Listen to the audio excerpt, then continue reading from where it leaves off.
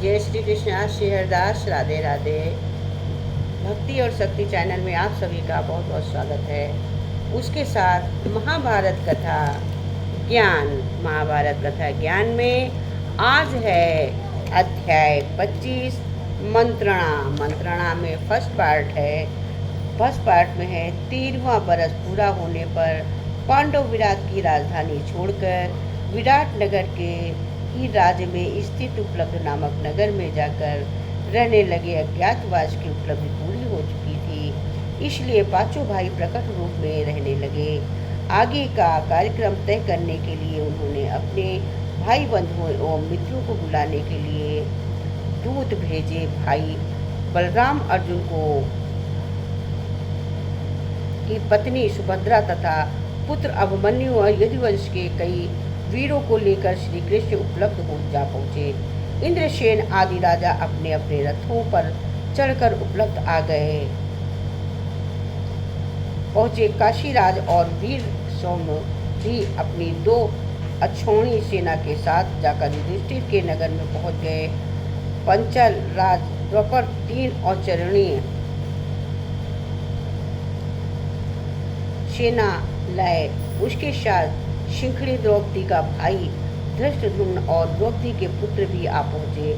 और भी कितने ही राजा अपनी अपनी सेनाओं को साथ लेकर पांडवों की सहायता के लिए आए।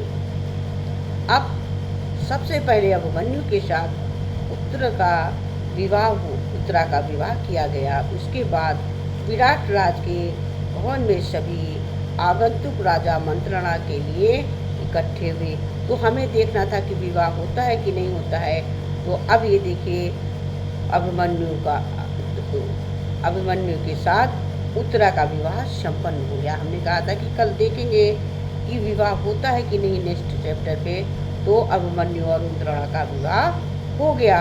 उसके बाद विराट राज के सभा भवन में सभी आगंतुक राजा मंत्रणा के लिए इकट्ठे हुए। विराट के पास श्री कृष्ण और युधिष्ठिर बैठे हैं। द्रुपद के साथ बलराम और सात्विक और भी कितने ही प्रतापी राजा सभा में विराजमान थे। सभा में सबके अपने अपने आसन पर बैठ जाने पर श्री कृष्ण उठे और बोले, सम्माननीय बंधुओं और मित्रों, आज हम सब यहाँ इसलिए इकट्ठे हुए हैं, कुछ ऐसे उपाय सोचे जो युधिष्ठिर और राजा दुर्योधन के लिए लाभप्रद हो, न्योचित हो और जिससे पांडवों तथा कौरवों का श्रेयस बढ़े।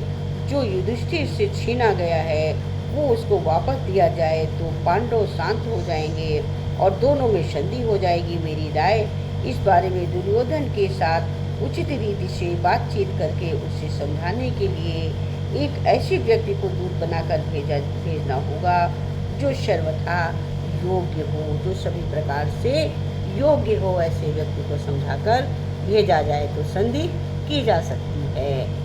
जय श्री कृष्ण, हरि ओम। मेरा फर्स्ट पार्ट यहीं पर समाप्त होता है। इसके साथ देखेंगे कल नेक्स्ट पे कि संधि होती है, भेजते हैं, मेल होता है, नहीं होता है, क्या होता है। तो बने रहिए भक्ति और शक्ति में। अब कल देखते हैं कि इसकी संधि होती है या नहीं होती है। मंत्रणा के लिए भेजा जाता है तो क्या होता है देखने के लिए आप सभी हमारे चैनल पे बने रहिए भक्ति और शक्ति पे। जय श्री कृष्ण, हरि ओम, श्री हरदास।